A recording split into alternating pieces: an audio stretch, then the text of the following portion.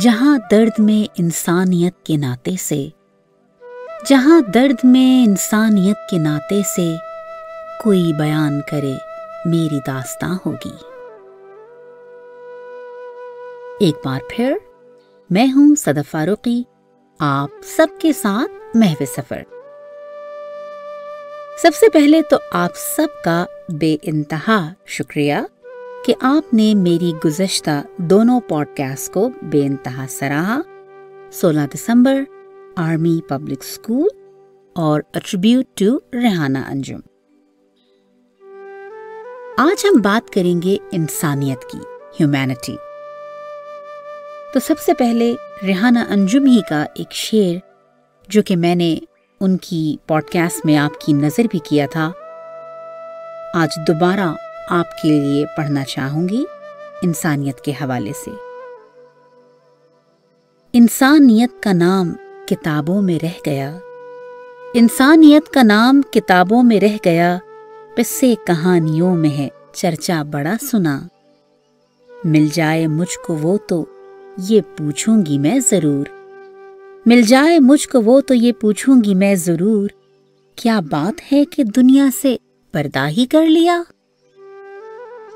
کبھی کبھی آپ کے ارد گرد ایسے انسانیت سوز واقعات رونما ہوتے ہیں جن کا آپ تصور بھی نہیں کر سکتے۔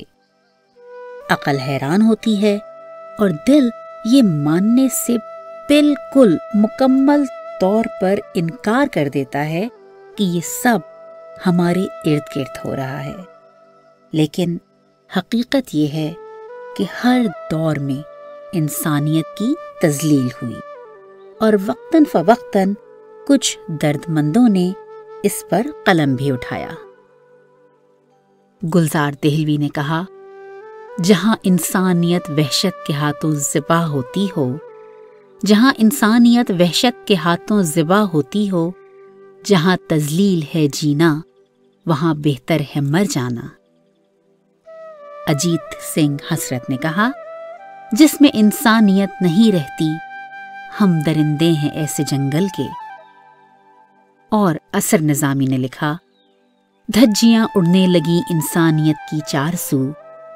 دل درندہ ہو گیا انسان پتھریلے ہوئے۔ ایسے ہی ایک انسانیت سوز واقعے سے متاثر ہو کر میری ایک چھوٹی سی آزاد نظم انسانیت کے حوالے سے آپ کی نظر۔ عنوان ہے انسانیت کی لاش۔ رات کا پچھلا پہر پڑا تھا، رات کا پچھلا پہر پڑا تھا، سرد ہوا بدمست گھڑی تھی، اندھیری سی چکنی سڑک پر ٹھنڈی ٹھنڈی برف پڑی تھی، گڑیا میری گود میں لیٹی تھر تھر تھر تھر کانپ رہی تھی۔ رات کا پچھلا پہر پڑا تھا، سرد ہوا بدمست گھڑی تھی، اندھیری سی چکنی سڑک پر ٹھنڈی ٹھنڈی برف پڑی تھی، گڑیا میری گود میں لیٹی تھر تھر تھر تھر کانپ رہی تھی، تھکا تھکا سا ذہن تھا میرا، آگ شکم بھی دہک رہی تھی۔ سوچ میں میری آنے والا منظر نامہ رواں دواں تھا، سوچ میں میری آنے والا منظر نامہ رواں دواں تھا، دروازے پہ کان لگائے، دروازے پر کان لگائے، بھائی میرا کھانا رکھے، رستہ میرا دیکھ رہا ہے، دروازے پہ کان لگائے، بھائی میرا کھانا رکھے، رستہ میرا دیکھ رہا ہے۔ گرم گرم سی دھواں اڑاتی چائے لیے، گرم گرم سی دھواں اڑاتی چائے لیے، بھابھی میری ساتھ کھڑی ہے،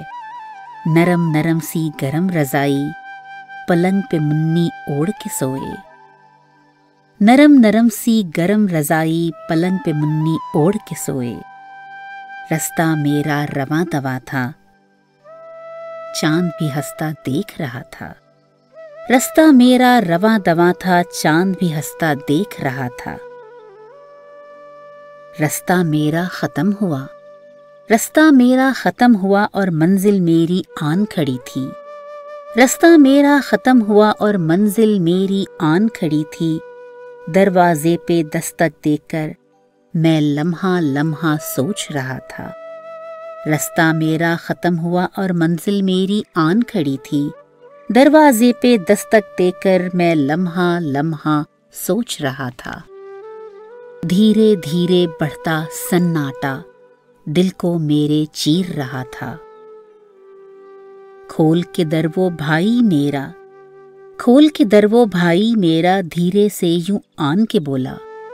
کھول کے در وہ بھائی میرا دھیرے سے یوں آن کے بولا، رات بہت ہی اندھیری ہے، رات بہت ہی اندھیری ہے، کھانے کا وقت ختم ہوا ہے، رات بہت ہی اندھیری ہے، کھانے کا وقت ختم ہوا ہے، چائے بھی ٹھنڈی سرد پڑی ہے، گھر میں بھی کوہرام مچا ہے، کوئی نہ اندر آنے پائے، گھر میں بھی کوہرام مچا ہے، کوئی نہ اندر آنے پائے، خلل نہ کوئی نیند میں ڈالے،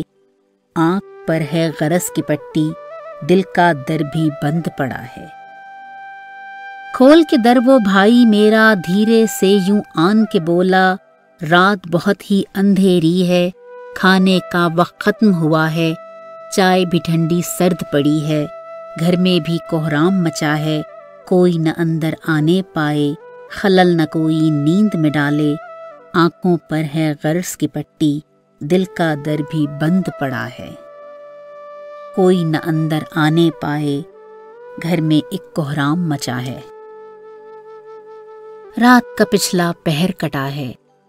رات کا پچھلا پہر کٹا ہے، چاند بھی ٹھٹرا گھر کو گیا ہے،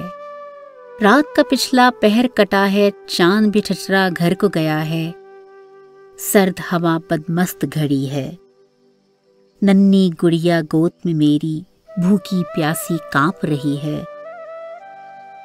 اندھیری سی چکنی سڑک پر ٹھنڈی ٹھنڈی برف میں لپٹی ارمانوں کی لاش پڑی ہے، اندھیری سی چکنی سڑک پر ٹھنڈی ٹھنڈی برف میں لپٹی ارمانوں کی لاش پڑی ہے، انسانیت کا لاشا لے کر جذباتوں کی ٹھنڈی سڑک پر، انسانیت کا لاشا لے کر جذباتوں کی ٹھنڈی سڑک پر میں بھی پھر سے نکل پڑا ہوں، ٹھنڈی ٹھنڈی برف میں لپٹی ارمانوں کی لاش پڑی ہے، میں بھی پھر سے نکل پڑا ہوں، میں بھی پھر سے نکل پڑا ہوں، جذباتوں کا لاشا لے کر میں بھی پھر سے نکل پڑا ہوں، میں بھی پھر سے نکل پڑا ہوں۔